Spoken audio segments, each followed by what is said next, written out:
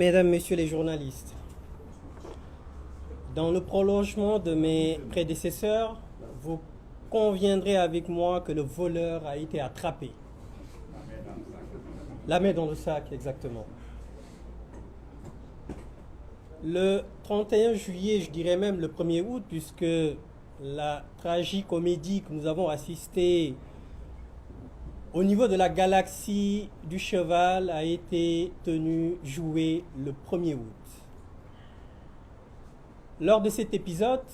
l'auteur principal, en l'occurrence la tête de liste de la coalition Benno Bokk Yakaar, avec beaucoup de légèreté,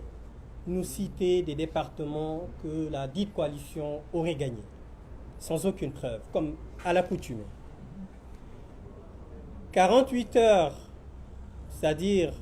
lundi dernier, nous avons tenu ici un point de presse avec des chiffres et des preuves à l'appui, ce qui est le fort, reconnaissez-le, de la coalition Yewwi Askan Wi. La coalition Yewwi Askan Wi, tout ce qu'elle dit, avec l'intercoalition Wallu, tout ce qu'on nous disions, nous le basons sur des preuves. Encore une fois de plus, Déthié Fall qui a plusieurs casquettes, de chasseur, de pêcheur, d'investigateur, et encore retourné à la chasse et a eu un résultat impressionnant qu'il vous a expliqué tout à l'heure. Ceci pour vous dire qu'aujourd'hui, on est en face de gens qui gouvernent mal, qui volent mal, qui gèrent mal et qui trichent mal. Vous savez, quand on est nul et incompétent, ce n'est pas pour un seul jour, c'est pour toujours. Macky Sall, depuis 2012, terrorise le peuple sénégalais. Depuis 2012, rend, élargit, augmente la pauvreté. À un moment donné, il appartient au peuple de lui dire stop. Et je pense qu'il est temps que ce peuple digne lui dise stop. li ñu jàng ci li nga xam ne ni moom la Déthié Fall wax andi ko ci ak ay preuves yu leer mooy li nga xam ne moom le président Ousmane Sonko di wax te ñu bëri di ko ŋàññi moo di fonctionnaires yi bëri na ci ñoo xamante ne nii seen liggéey defuñu ko bëri na ci ñoo xamante ne nii seen liggéey suba ba ngoon mooy ñu taal dëkk bi. Comment pouvez-vous imaginer un bureau de vote où il n'y a même pas les représentants de l'État, de la coalition Benno Bokk Yakaar? Ce qui voudrait dire que dans ces bureaux de vote, l'administration, les fonctionnaires qui étaient dans ces bureaux de vote-là ont reçu des commandes qu'ils ont exécutées froidement. Ils ont créé des procès-verbaux qu'ils ont signés eux-mêmes et pensant que l'intercoalition Yewwi Askan Wi Wallu était des bras cassés, pensant qu'ils n'allaient absolument rien vérifier, ils pensaient que ça allait passer comme lettre à la poste. Mais malheureusement, ils ignorent profondément que la coalition Yewwi Askan Wi, l'intercoalition Yewwi Wallu, ce sont des gens responsables, qui ont une certaine rigueur et qui vont jusqu'au bout du travail. Et c'est la raison pour laquelle je disais tantôt que ce sont des gens qui trichent mal. S'ils étaient vraiment des gens conscients, responsables, ils auraient ne serait-ce que ce forfait, essayé de le maquiller d'une certaine façon. Mais incompétents qu'ils sont, ils n'ont pas eu cette sagesse de le faire. moo tax li may wax askan wi lay waxal. ñëw nañ ci investiture yi Macky Sall ak ñi mu àndal ne seen liste suñu liste titulaire yu Yewwi Askan Wi du jàll ñu xeex def lu ne am ñu ñaan ñun ñu xam dans notre profonde conviction que ni même suñu ay suppléants danañ leen tëj ñu ne leen léegi danañu wàcce ci terrain bi ànd ak suñu ay suppléants ñu taxaw wan leen ne le bëggu leen ñu bokk waaye suñu ay suppléants danañ leen tëj puisque sénégalais yi bëggatuñ leen ñu ngeen gis li xew ci campagne bi moom laa doon wax barke démb fu ñu génn ñëpp ànd ak ñun ñoom fu ñu génn ñu leen di yuuxoo ñu ñëw ci élection bi sénégalais yëpp ànd ak ñun votel intercoalition Yewwi Wallu waaw sénégalais yi nga xamante ne ni constitution moo leen jox droit bi nga xamante ne ni dañu leen wax ne leen bu jamono jotee ci benn diir mën ngeen exprimer wu ngeen changer ñi leen di représenter assemblée nationale ñu jël droit boobu exercer ko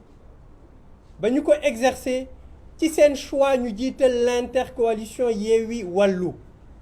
wan ne Macky Sall bëggatuñ la doyal nañ ci yow demal Macky Sall nag ne leen yéen askanu Sénégal bëggatu leen ma doyal ngeen ci man waaye duma dem fi lay toog askan wi wax ko ne ko juróomi at yi passé danga ñoo indil assemblée nationale boo xamante ne nii kenn xamul li muy nirool seen spécialité moo nekkoon lan kàcc seen spécialité moo nekkoon lan tuumaal gor seen spécialité moo nekkoon lan trafic de faux billets seen spécialité moo nekkoon lan trafic de passeport rax ci dolli ñu nekk benn automate boo xam ne nii da nga koy bës rek mu def li nga bëgg ba tax na ci loolu la Macky Sall bëgg ak nguuram jàllaleel mbirum góor jigéen ñu ngi leen koy wax booba taay du ay caaxaan mbirum góor jigéen boo leen seetloo ci campagne bi kenn ci ñoom ñemewu ci àddu kenn ci ñoom ñemewu ci àddu mouvement bi leen seeti woon nu ñu tuddati sàmm seeni jikko seeti nañ leen ñu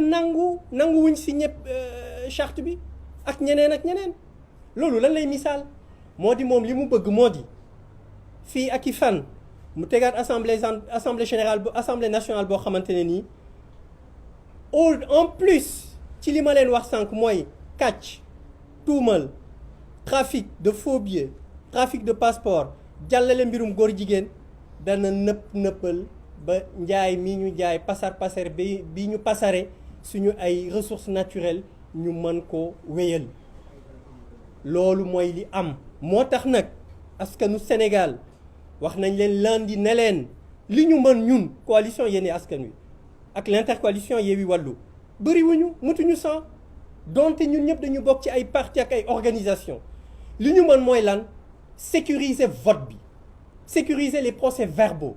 waaye victoire bi yéen a ko moom boobu victoire ñun rek mënuñ ko défendre ñun rek mënuñ ko préserver yéen askanu Sénégal yéen a ko mën a préserver bu leen ko defulee Macky Sall li leen yàlla sutural ci wàllu ressources naturelles la ca des as tuut dana ko jaay ba mu jeex takk vous n'aurez que vos yeux à pleurer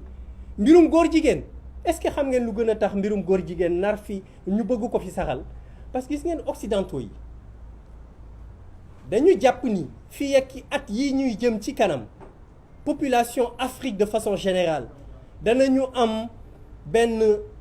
développement exponentiel boo xamante ne nii doole bi yëpp Afrique lay nekk et pour ñu mën a tënk jeunesse boobu pour ñu mën a noot jeunesse boobu il faut ñu def ba jeunesse boobu majeure partie yi nekk ay góor jigéen ba góor jigéen yooyu ay lobby la yu nekk Occident donc Occident dana jëlaat amaat la main ci jeunesse su Afrique donc loolu moo tax ñuy wax suñu yaay yi di ko wax suñu pap yi di ko wax suñu nijaay yi di ko wax suñu mag yi ne leen jóg leen taxaw xam nga lu war a dakk ci dëkk bi injustice jaay doole bundu xatal loolu moo fi war a dakk te loolu c'est pas l'intercoalition moo ko fi war a mën a jëlee mais askan wi moo ko fi mën a jëlee d'autant plus que askan bi wane na dimanche li ñu bëgg loolu ñu bëgg nag yéen rek yéen a ko mën a préserver te ñu xam ne ki ñu ko seqal dañuy wax ne boo nguur bu naree daanu ñëpp danañu xam ne dafay daanu moom rek moo dul xam ne du daanu donc moo tax nag ñu ngi leen di ñaan askanu Sénégal jóg leen ngeen préserver seen victoire yéen a ko mën a préserver kii ñu ko seqal li muy def gis ngeen ko teg ngeen ci seen bët il va aller jusqu'au bout même s'il sait qu'il va il va cogner le mur il le fera parce que deseetul dara li mu yàq bëri na